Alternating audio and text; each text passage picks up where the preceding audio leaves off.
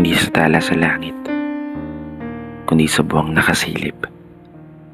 Ibigay ang hiling ng matang nakapikit, naway unti-unting burahin ng sakit na palagi kong bitbit at maranasan ng saya na matagal nang ipinagkait sa akin ng kapalaran. Teka, hanggang kailan nga ba magiging unfair sa akin ang mundo? Para paulit-ulit na lang maging malungkot sa loob nito. Paulit-ulit na tatalo. Paulit-ulit na nabibigo. Tila ba walang katapusang pornada sa mga plano?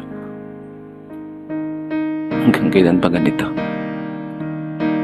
Hindi ko rin minsan maintindihan kung para saan ba lahat ng ito.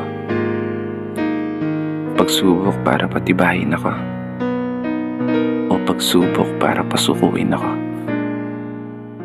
Oo, alam ko naman na may hangganan ng lahat. Alam ko rin sa sarili ko na hindi dito nagtatapos ang lahat.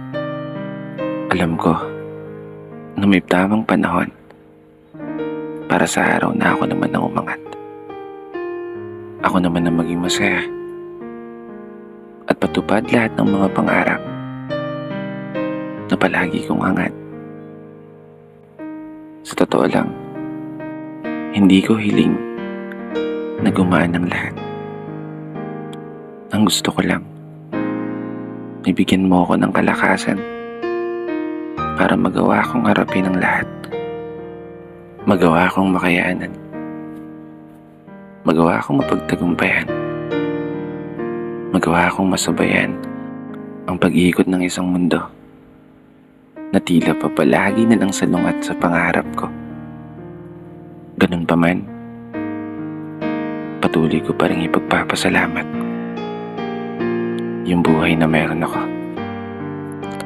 Sa kabila ng hirap, pagkadismaya, pagkatalo, aasa pa rin ako.